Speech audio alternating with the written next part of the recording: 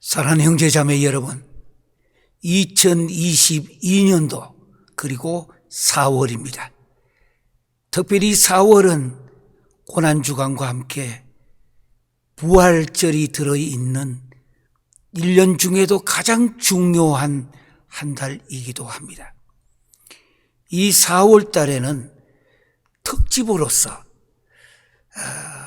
고난과 영광이라는 대주제를 가지고 한 달 동안에 구약과 신약 그리고 도중에 4월 17일 날 부활주일까지 포함하여 그 후에 성경은 어떻게 되느냐, 한 달 동안에 그야말로 4월 한 달을 복음에 대한 특집의 시간을 갖고자 하는 것입니다.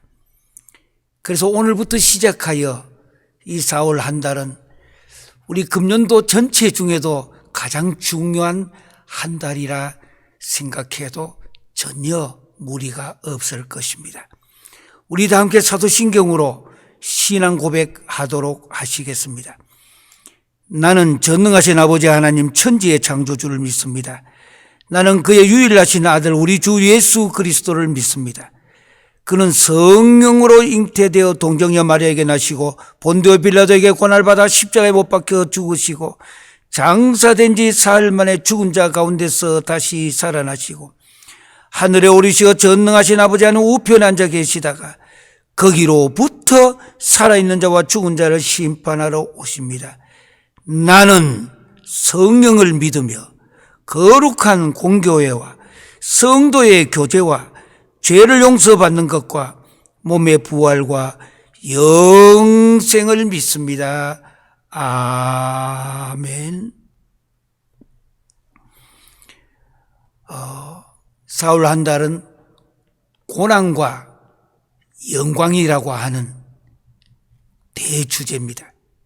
조금 더 구체적으로 이야기하면 No cross, no crown. 십자가가 없이는 멸류관이 없다고 하는 대주제를 가지고 구약과 신약을 거치면서 도중에 4월 17일 부활주일을 맞이할 때에 우리 다시 한번 모든 분야가 다시 살아나는 놀라운 역사를 경험하는, 왜냐 기독교는 성령과 함께 말씀 그리고 동시에 체험의 종교입니다. 기독교는 체험의 종교를 잃어버리면 생명력이 약해집니다. 그래서 우린 지금부터 나가는 모든 분야를 성경을 눈여겨보시면서 함께 은혜를 나누고 받고 하는, 또 그리고 이 4월 한 달은 길을 가다가도 고난과 영광, No suffering, no glory. 고난이 없이는 영광이 없다는 것. No cross, no crown. 십자가가 없이는 멸류관이 없다라는 대주제를 가지고 4월 한 달을 여러분과 저도 함께 은혜를 받으며 나누기를 원합니다. 오늘은 그 첫 번째 시간입니다. 첫 번째 시간은 고난과 영광의 구약의 본문 하나를 보려고 합니다.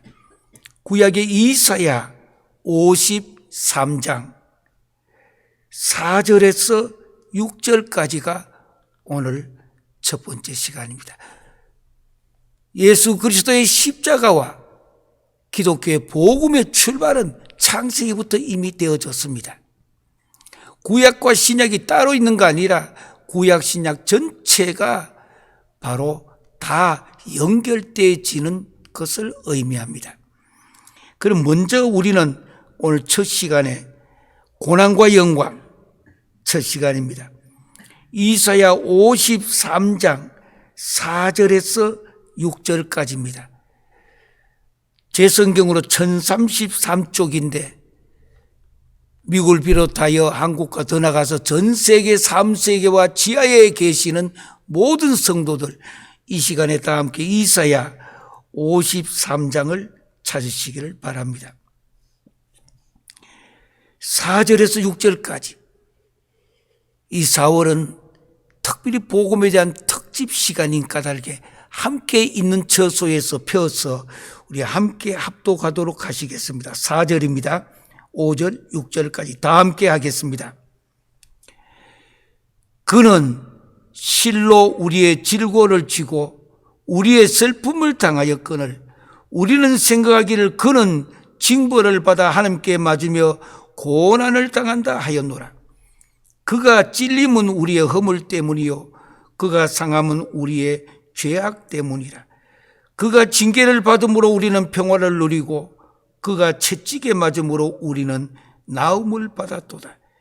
우리는 다 양 같아서 그릇 행하여 각기 제 길로 갔거늘 여호와께서는 우리 모두의 죄악을 그에게 담당시키셨도다. 아멘. 물론 이사야 53장의 4절에서 6절까지 세 절을 우리 합독하였습니다만 원래 이 본문은 앞에 있는 52장의 끝부분에 있습니다. 13절, 14절, 15절을 먼저 읽어야 됩니다. 지금은 우리가 앞에 52장, 53장 따로 되어 있지만 원래 원어는 앞뒤가 연결되어져 있습니다. 앞에 세 절을 읽고 53장 1절이 아니라 이것이 바로 53장 4절이 되어야 되는 겁니다. 앞에 3절이, 그 앞에 있는 3절이 뒤에 전체와 연결되어 있는 내용입니다. 잠시 후에 우리는 이 문제를 더 다루기로 하고, 오늘 읽었던 이 본문 속에서 여러분 있는 처소에다 어디 계시든지 간에 볼펜으로 또는 하이라이트로 표시 한번 하세요. 4절에서 6절까지 보면은 그라고 하는 단어, 그는, 그가,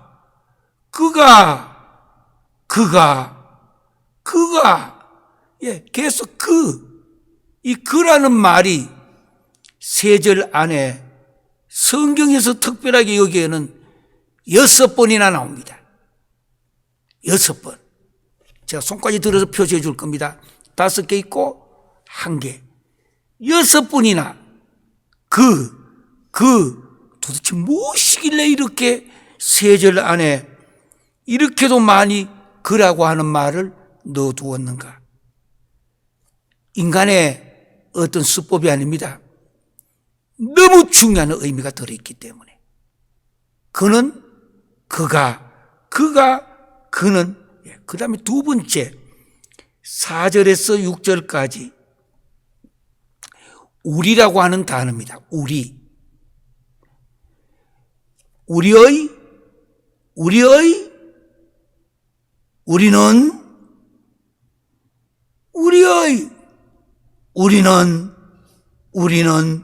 우리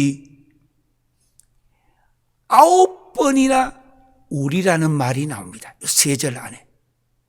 구약 이사야 53장, 우리 잘 알고 있는 구약의 복음서라고 부르는 제4복음서라고 부르는 이 53장에 그 중에도 오늘 세 절만 묵상했는데 그 안에 그라는 말이 6번, 우리라는 말이 9번,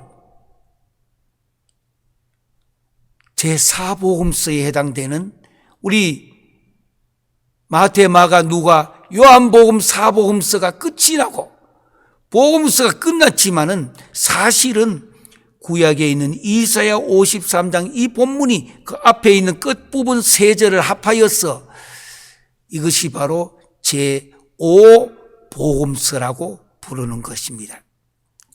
4복음서는 신약까지 이야기고 5복음서는 여기에 나오는 이사야 이 본문이 얼마나 중요한 내용인가 다시 한번 필기하는 분들을 위하여 요약하겠습니다. 53장에는 그 전체 구절이 12절로 되어 있습니다. 그런데 이것이 12절이 아니고 그 앞에 52장 마지막에 13절, 14절, 15절 보라 내 종이 형통하리니 밭으로 높이 들려서 지극히 존귀하게 되리라.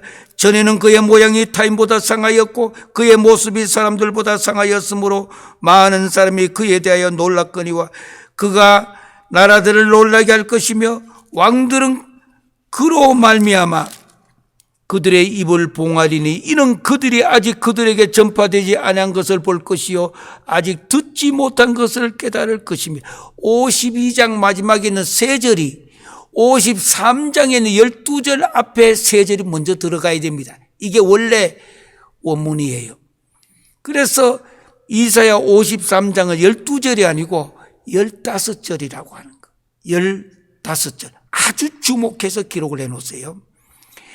이 15절이 구약에서 말하고 있는 신약 사복음서 다음 제5복음서입니다. 눈이 번쩍 뜨이는 복음이라는 단어입니다. 복음서. 복음, 가스펠.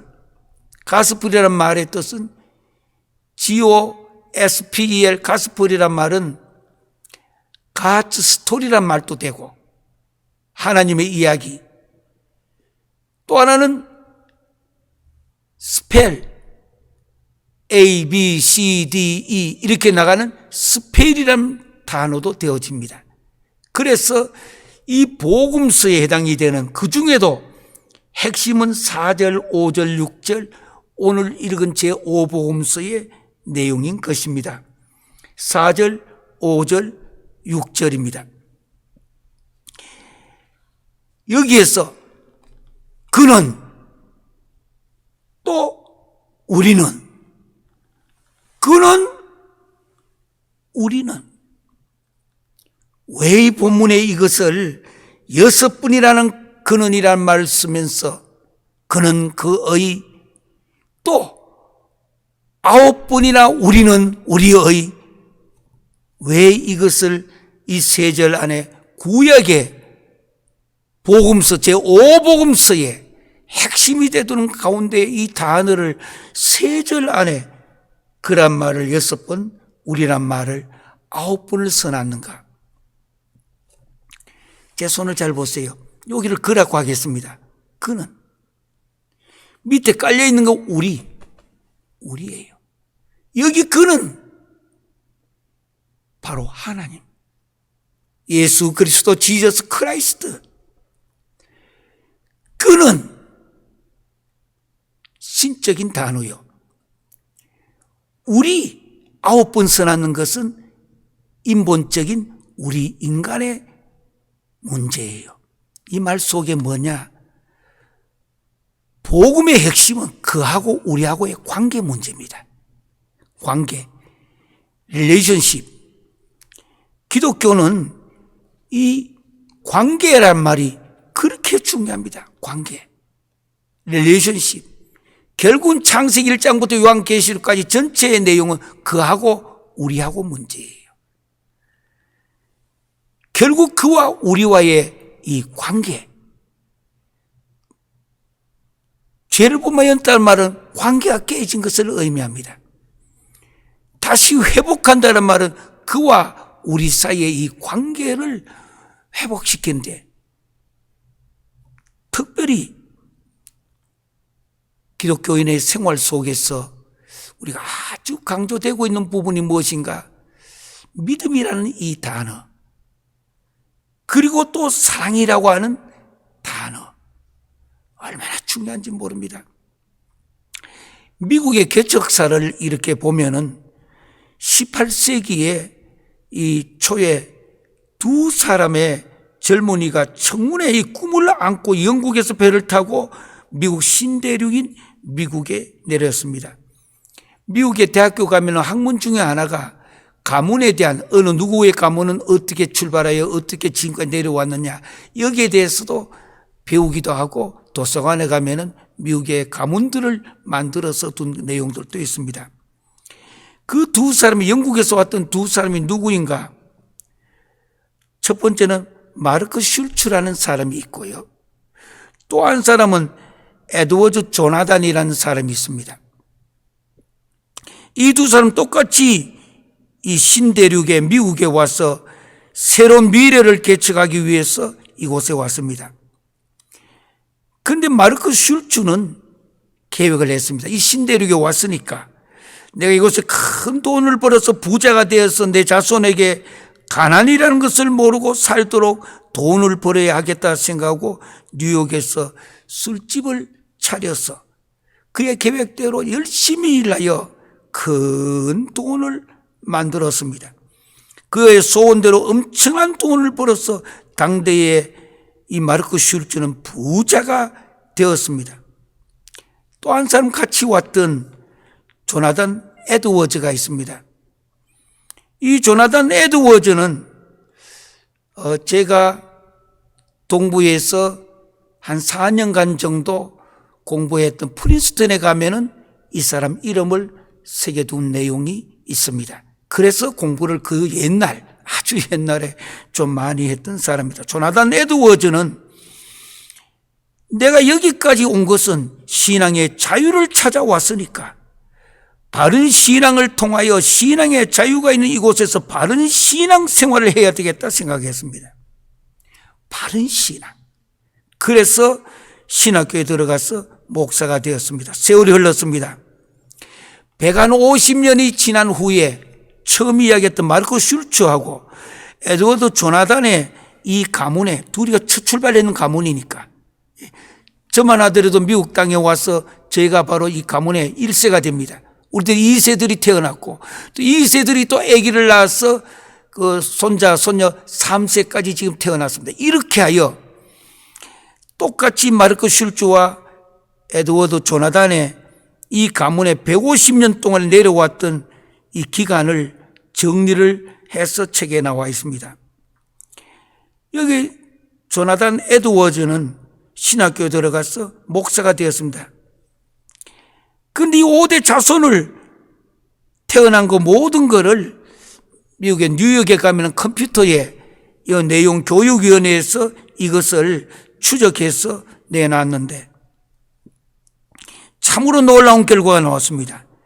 돈을 벌어서 살아야 되겠다고 했던 마르크 슐츠는 많은 재산을 벌어 자손들이 잘 살게 해줘야 되겠다 생각한 마르크 슐츠의 자손은 5대를 내려가면서 1062명의 자손이 태어났습니다.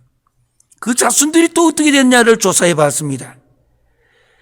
교도소에 5년 이상 형을 살은 자손이 96명이나 되고 창녀가 된 자손이 65명이고 정신 이상과 알코올 중독자로서만 58명이고 자신의 이름도 쓸 줄 모르는 문맹자가 460명이고 정부의 보조를 받아서 살아가는 극빈자가 286명이었습니다. 미국이니까 이렇게 통계를 다 냈습니다. 그래서 정부의 재산을 축낸 돈을 계산해 보니까 한 1억 5천만 불쯤 되었습니다. 1억 5천만 불. 우리 한국 돈으로 만약 계산한다면 한 1,800억 정도 억 원의 돈을 이 가정은 축을 냈습니다. 방금 술을 팔아 돈벌이를 해야 되겠다는 그 후손들 5대까지 내려가면서 조사한 것입니다. 이런 반면에 신앙을 소중히 여기고 신앙을 찾아 미국에 왔던 에드워드 조나단, 제가 참 오랫동안 연구했던 사람입니다. 에드워드 조나단은 유명한 프린스턴 대학을 당대에 설립하고 이 에드워드 조나단은 그 후에 5대를 내려가면서 1394명의 자손을 이 땅에 퍼뜨렸는데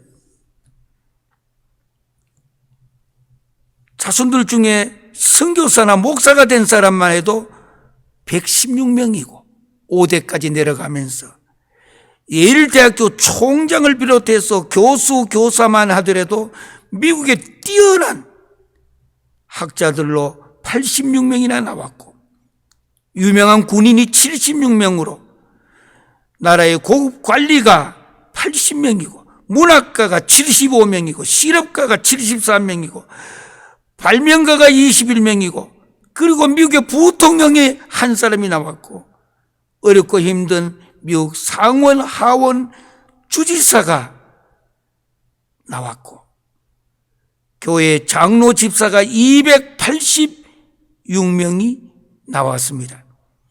특별히 자손들 중에서 완전히 주를 위해 살았던 이 귀한 사람들이 816명이 나왔습니다. 그리고 놀라운 것은 이 가문이 나라에 낸 세금과 지도자로서 미국 발전에 지대한 공헌을 했고 정부 재산을 전혀 축내지 않고 있었던 것인데 그 원인이 무엇인지를 연구해서 나온 내용을 보니까 바로 믿음이랐다는 거예요.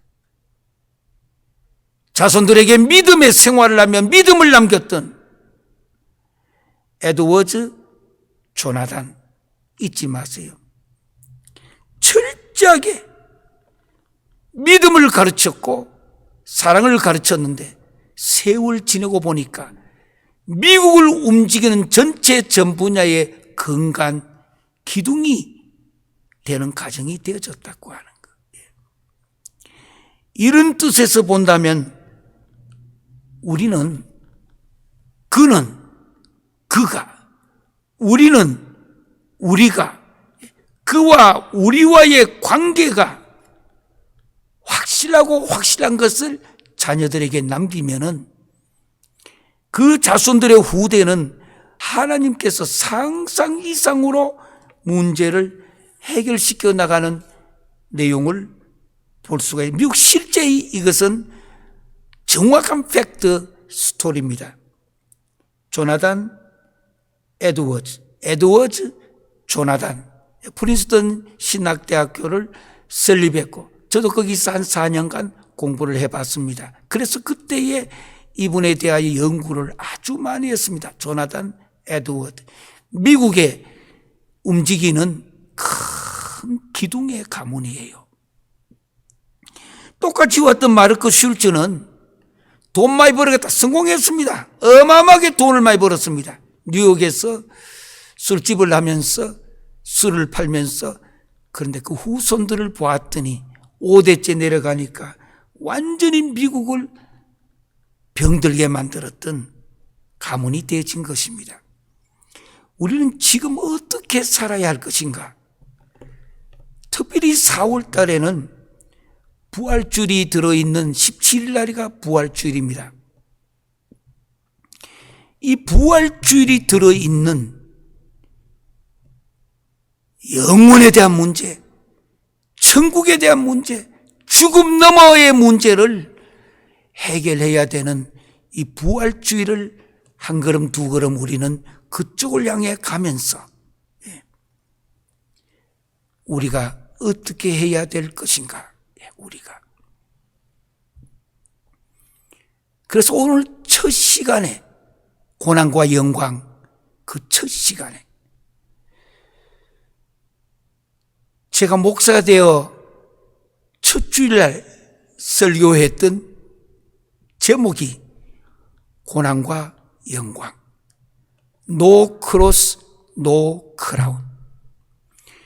첫 설교하기 전 1년 전부터 물론 신학교를 졸업을 하고 난 뒤에 1년을 한 주 설교를 준비했습니다.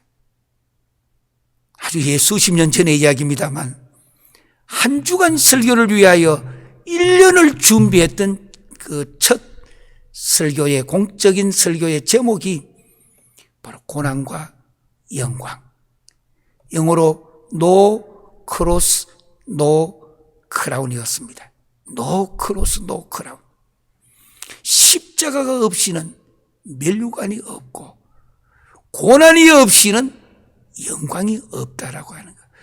1년을 기도하며 울고 저 광야에 가서 엎드려가 새벽 1시, 2시까지 또 울고 기도, 원고를 또 써놓고 또 보고 원고 원문도 보고 다시 또 한국어, 영어 각 나라의 언어적으로 또 비교해 가면서 이 고난과 영광 기독교의 핵심입니다. 잘 떼고 잘 먹고 잘 살고, 그것도 기독교의 한 가지가 됩니다. 그러나 기독교의 본질은 그게 아니에요. 이 시대에 하나님의 음성을 우리는 들을 줄 알아야 됩니다. 본질로 돌아가라고 하는 것. 본질로. 자꾸 껍데기 휘황찬란한 세속지고 세상적인 것만 볼라지 말고 이 코로나19으로 너무너무 어려운 시간을 우리는 보내왔습니다. 아직도 끝이 나지 않고 지금 스텔스 오미크론까지 확산되고 물론 마스크도 이제 벗기 시작하고 그러면서도 여기에 걸리고 미국 땅에는 죽어가는 사람도 엄청스럽게 지금 많습니다. 장례식을 치를 수가 없어요. 놔둘 데가 없기 때문에. 냉동실에 넣으려니까 냉동 들어갈 자리도 없어가지고 놔두고 제법 시간을 보내야 되는 이 비극적인 상황 속에 우리들이 있습니다. 밤낮으로 울면서 엎드려 기도하고 있습니다마는 어서 빨리 이 눈물에 이 캄캄한 밤이 지나가도록. 그러기 위해서는 이 기회가 하나님께서 우리에게 주시는 오히려 축복의 시간이 될 수도 있다는 내용입니다. 왜? 과거에 전혀 경험하지 못했던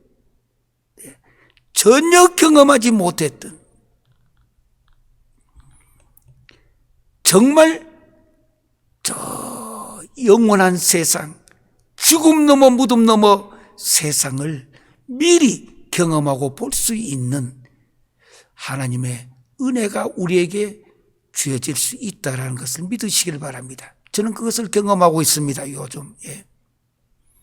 오늘 이 본문의 말씀을 토대로 하면서 우리는 중요한 문제를 생각해 보려고 합니다.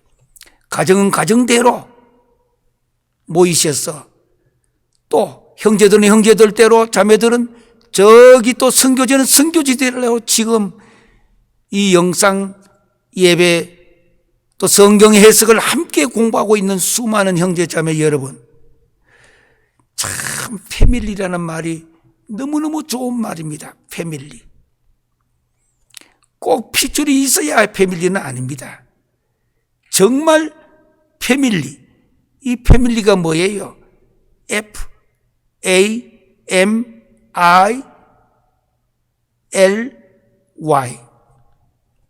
패밀리는 어디서 온 단어냐? 요거 F-A-M-I-L-Y. 이거는 father, 아버지라는 F, 첫째하고, and mother, M-O-T-H-E-R, mother, 어머니. 그러니까 father and mother. father의 F, and의 A, mother의 M, 그 뒤에 I love you. father and mother, I love you. I하고 love의 L하고 U의 Y하고 그 스펠링 전체를 빼면은 패밀리가 되어지는 것입니다. 숫자가 많으냐 적으냐도 아니고 꼭 핏줄만 있어야만이 패밀리가 아니고 그리스도 안에서 만난 형제자매들도 패밀리가 될 수가 있고 저 선교지와 지하에까지 캄캄한 곳에서 복음을 전하며 만난 귀한 형제자매들이 패밀리가 될 수 있습니다. 어쨌든 패밀리는 father and mother, I love you. 참 좋은 단어지요. 이 첫째 스펠링을 따서 패밀리니까 그래 패밀리가 참 좋은 거예요. 어떻게 만났든지 간에 이 패밀리를 생각하면서 오늘 이 본문을 한 걸음 두 걸음 깊이 들어가 보려고 합니다. 4절, 5절, 6절인데요. 거기 보면은 그는 실로 우리의 질고를 지고 우리의 슬픔을 당하였거늘 우리는 생각하기를 그는 징벌을 받아 하나님께 맞으며 고난을 당한다 하였노라. 그는 우리는 그는 계속하여 그와 우리와의 이 관계를 이야기하고 있는 내용입니다. 창세기 3장으로 가보면은 원시복음이 나옵니다. 성경에서 창세기 3장 15절을 보시면은 우리가 잘 알고 있는 원시복음입니다. 내가 너로 여자와 원수가 되게 하고 네 후손도 여자의 후손과 원수가 되게 하리니 여자의 후손은 내 머리를 상하게 할 것이요 너는 그의 발꿈치를 상하게 할 것이라. 우리가 잘 알고 있는 뱀에 대한 이야기를 하면서 내가 너로 여자와 원수가 되게 하고 네 후손도 여자의 후손하고 원수가 되게 한다는 것. 여자의 후손은 내 머리를 상하게 할 것이요 너는 그의 발꿈치를 상하게 할 것이라. 결국 마귀와 어둠의 세력은 우리 여기에 발꿈치를 상하게 하고 예수 그리스도가 이 땅에 오셔서 당하실 그 고난을 먼저 보시기를 바랍니다. 앞으로 계속해서 이 문제가 풀어질 것입니다. 반면에 예수 그리스도가 십자가를 지시면서 다 이루었다 하실 때에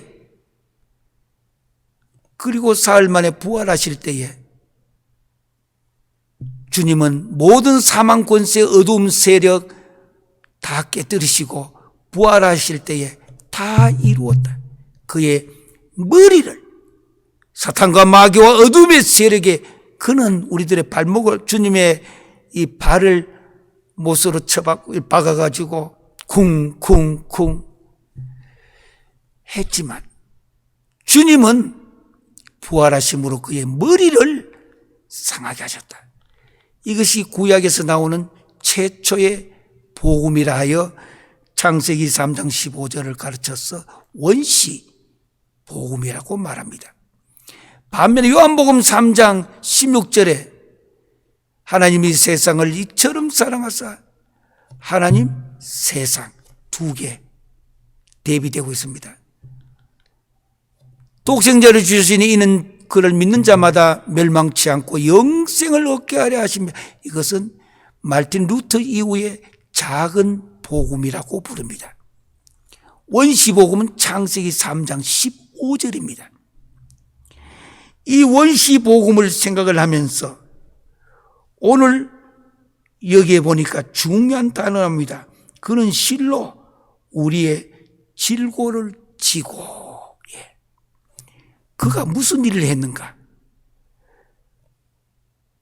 우리의 질고를 지고라고 했습니다.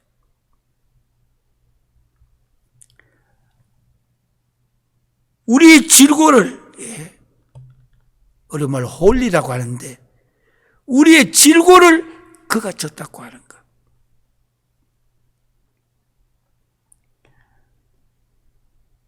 또한 그 뒤에 보니까 우리의 슬픔을 당하였거늘 그가 어떻게 했느냐? 지고 당하였다. 줄 쭉 꺼두시길 바랍니다. 지고 당하였다. 그가 주님이 누구이신가?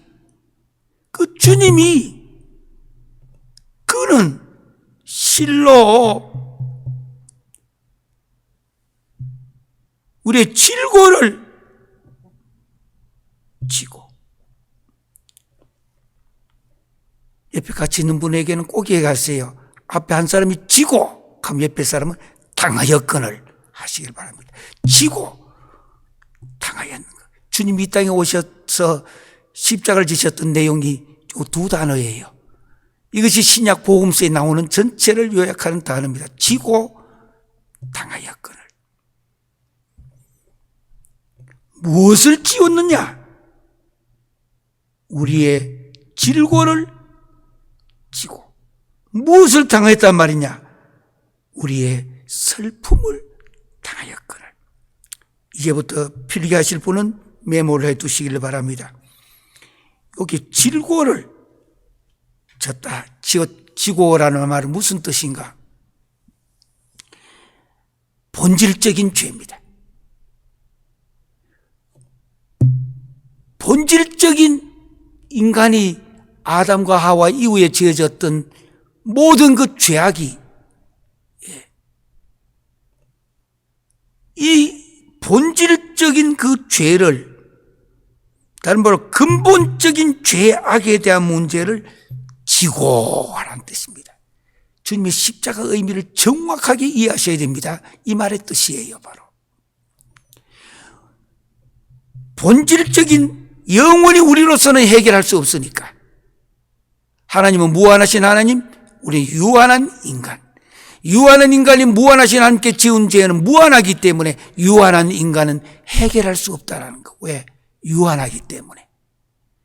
그래서 무한하신 하나님께 지은 죄에 대하여 무한한 죄를 해결하기 위해서 무한하신 하나님만이 해결할 수 있기 때문에 하나님 아들 이 땅에 오셔서 독생자 예수 그리스도 그 가증 고난 눈물 매맞고 초롱당하고, 왜? 무한하신 하나님께 지은 죄는 무한하신 하나님만이 해결하실 수 있기 때문에. 그래서 오늘 이 본문에 조금 어려운 것 같지만 꼭 기억해 두세요. 그는 우리의 질고를 지고, 요 질고를 지고 근본적이고 본질적인 죄 문제입니다. 본질적인 죄 문제. 그 뒤에 보니까 두 번째는 첫째 우리의 질고를 지고, 두 번째는 우리의 슬픔을 당하였거늘. 이 슬픔의 말을 어려운 말로 마코오브라고 하는데요. 이 슬픔은 비통하고 근심적이고 그야말로 육체적인 그 고통,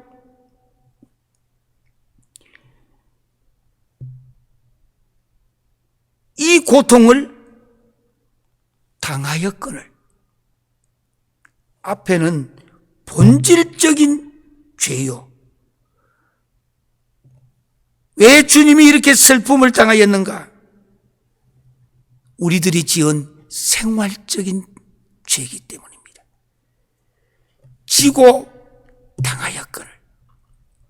본질적인 죄 문제 해결하기 위하여 십자가를 지시고. 왜 십자가를 지셨는가? 우리들이 이 땅에 살면서 지었던 생활적인 모든 죄 문제 해결하시기 위하여 주님은 매맞고 그 힘든 골고다 언덕, 제가 여러 차례 가서 그 걸어갔던 길을 끝까지 걸어가 보았습니다마는 참 고통스러운 그 길을 걸으시면 했는가? 지고 당하였거늘. 질고 슬픔, 지고 당하였거늘. 이것이 신약에 오면 사도 바울의 십자가라고 하는, 더 십자가의 고난과 십자가의 신학의 핵심이 바로 뭐냐? 여기 있는 지고 당하였다라고 하는 이 단어입니다. 지고 당하였다. 예. 홀리 마코브. 예. 그래서 주님이 지신 그 고난, 4절 끝에 보면 그는 징벌을 받아 하나님께 맞으며 고난을 당한다 하였노라. 여러분, 주님이 받으신 고난 아나요? 히브리어로 아나 하면 고난입니다. 주님이 받으신 그 고난 얼마나 큰지 지고 당하였거늘. 강날에 계신 분들 또는 저 지하에서 이 바이블 스터디에 참가하고 계시고 또 은혜를 이 4월달 첫 주부터 받기를 원해서 계시는 모든 분들, 내가 지고 간 여러분들은 당하였거늘 하시길 바랍니다. 지고 당하였거늘, 지고 당하였거늘. 이것이 바로 신약의 사도 바울이 십자가라고 하는 단어의 의미로 설명을 하고 있습니다. 우리가 흔히 많이 이야기하고 있는,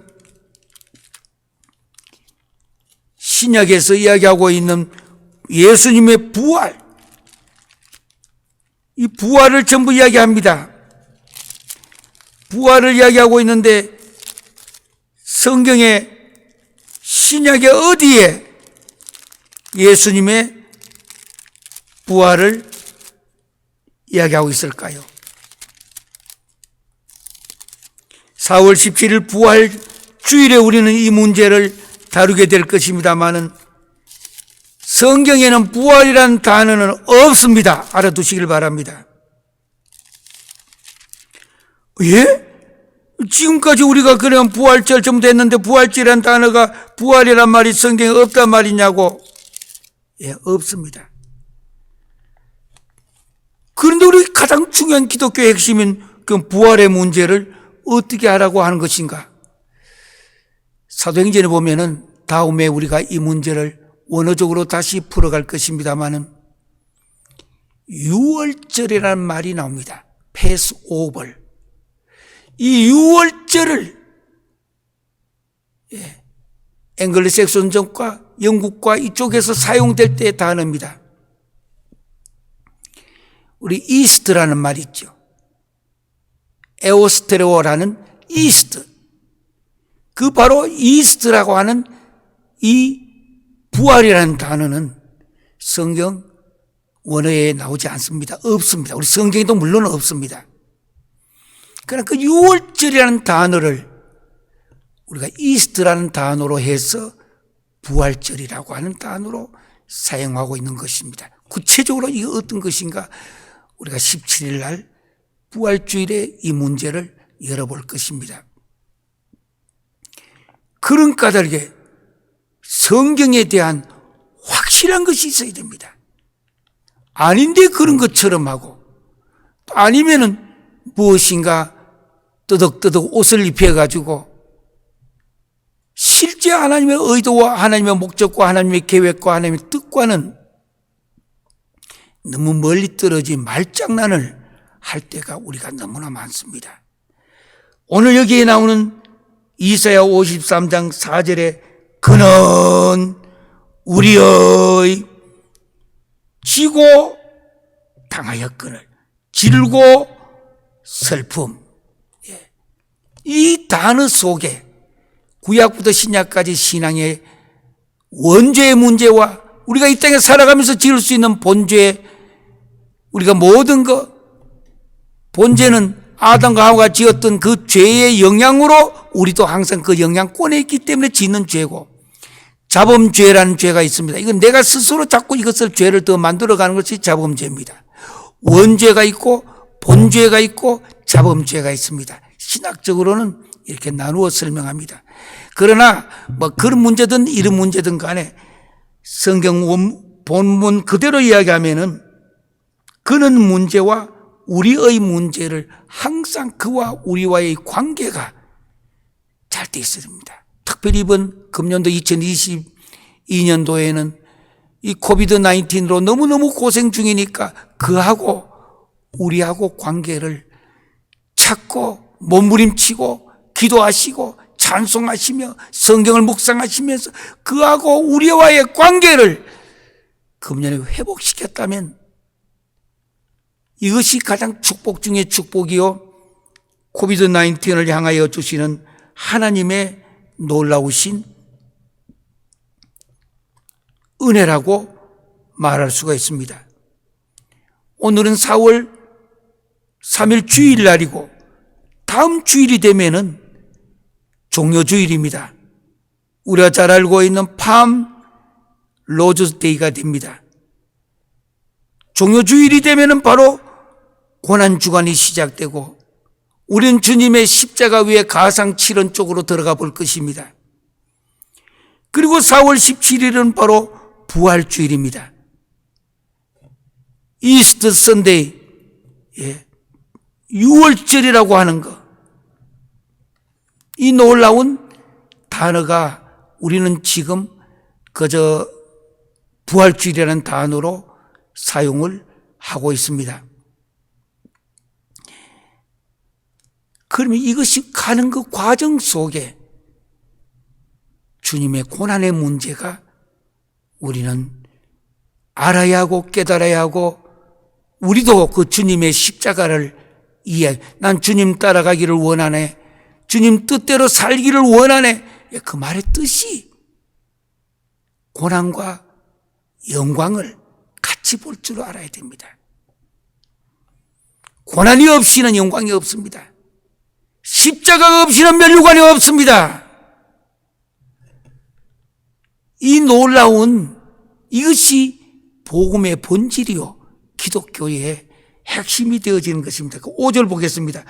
그가 찔림은 우리의 허물 때문이요. 주님 왜 찔렸느냐?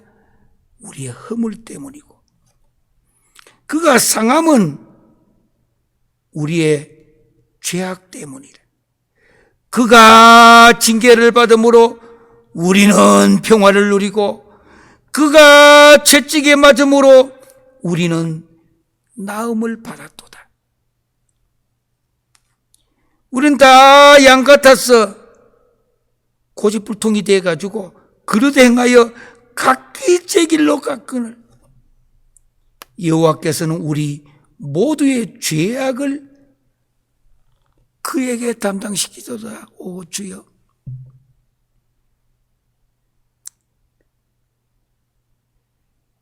해마다 다가오는 이 4월 부활주일날 할렐루야 찬양하면서 기뻐하는 것도 필요합니다. 그러나 더 중요한 것, 이제 신앙생활을 좀 했다면, 어느 정도라도 신앙생활을 하고 계신다면 이제는 고난과 영광 속에 고난이 무엇인지를 우리는 알아야 되고 깨달아야 되고, 나도 한 발자국이라도 요만한 가진 그 작더라도 나도 주님의 그 고난에 참가하는 것, 이제 남은 그 고난에 내가 참, 그래야 그하고 우리하고 관계가 돼 있다라는 뜻입니다. 관계가 없이는 부부도 아무 관계가 없다면 여기까지 그 무슨 의미가 있겠어요? 관계가 있기 때문에 한쪽이 아파도 나도 아파지고, 한쪽이 기쁘면 나도 기뻐지고. 왜? 관계 문제이기 때문에. 그하고 우리하고 이 문제에 해당이 되어집니다. 그런데 하나님은 세상을 이처럼 사랑하셔서 우리 모두의 죄악을 그에게 담당시키셨도다. 주님이 걸어가신 저 십자가의 길, 하나님의 계획 속에 있다 이 뜻입니다. 아이고, 하나님께서 그러면 잔인하게 그것까지 다 계획하셔. 말씀드리기 어렵지만 성경의 구약부터 전체 내려온 내용은 사실은 깊이 들어가면 그 내용입니다. 그에게 6절 끝나는 거 보니까 담당시키셨도다. 그가 이렇게 하도록끔 아버지 하나님이 아들에게 담당시키셨다고 하는 것. 우리는 부활의 기쁨만 알았지, 부활 앞서 있는 이 십자가의 고난, 지고 당하였거늘, 이 문제를 우리는 너무 소홀하고 경하게 다루지는 않았는지.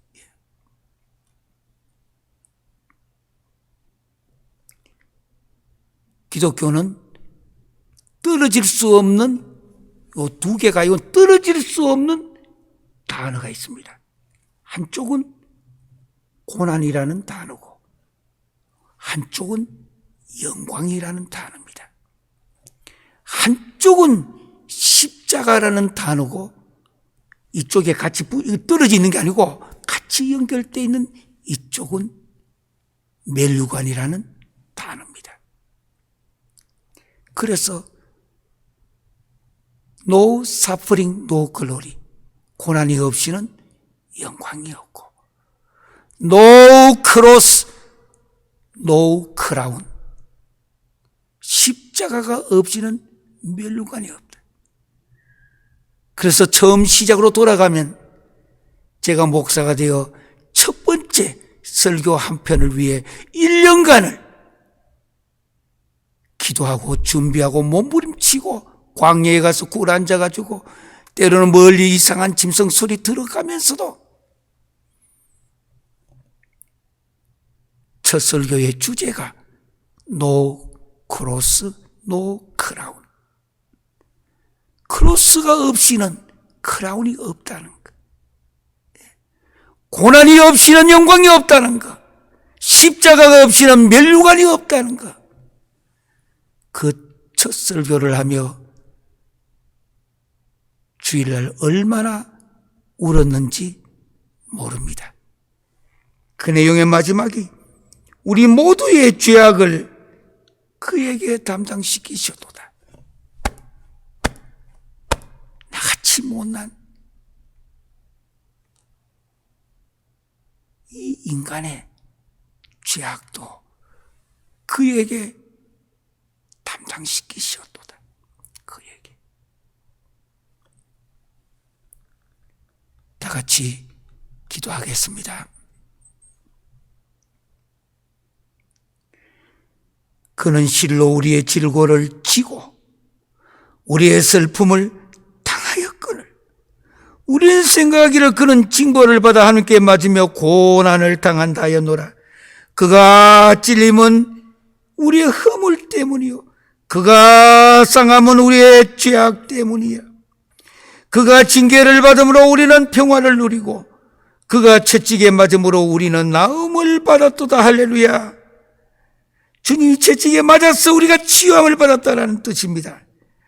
우리는 다 양 같아서 그릇 행하여 각기 제 길로 갔거늘 여호와께서는 우리 모두의 죄악을 그에게 담당시키셨도다. 상한 갈 때도 꺾지 아니하시고 꺼져가는 심지도 끄지 않으시는 사랑의 아버지 하나님, 2022년이 시작되어 아직도 전 세계는 코비드-19 팬데믹으로 여러 가지 발전돼 가고 있는 이 코로나 바이러스로 어려움도 많이 겪고 있습니다. 하루아침에 내 남편, 내 아내, 내 가족들을 먼저 천국으로 보내고 고통 중에 있는 가족들도 많이 있습니다. 아버지 하나님, 그러면서도 우리는 믿음을 가지고 사랑을 가지고 오늘 특별히 4월 달에는 고난과 영광이라고 하는 대주제를 가지고 우리 자신도 이렇게 살고 우리의 후손들도 이렇게 살기를 바라면서 우리는 기도하고 눈물을 뿌리고 있습니다. 뮤게 에드워드 조나단과 같이 신앙을 가지고 살아 프린스턴을 세워 지금도 그 후손들이 미국을 움직이게 해서 미국이 이렇게 튼튼하다는 말이 바로 그 말인데 우리도 부족하나마 신앙을 후손들에게 남기게 하여 주시옵소서. 이번 4월의 고난과 영광 기억코 해답을 얻게 하여 주시옵소서.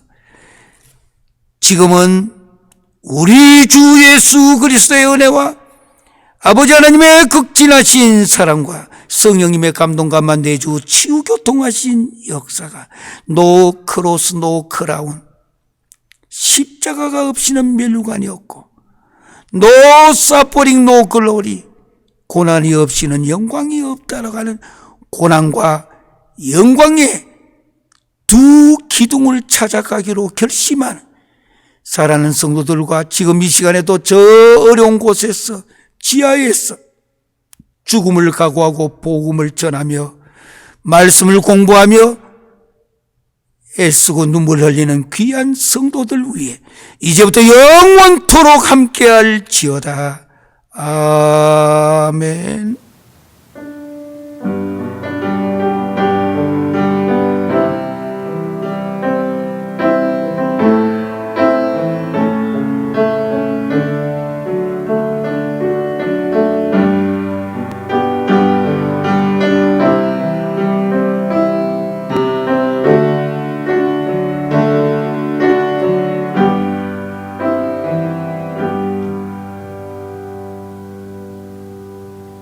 감사합니다.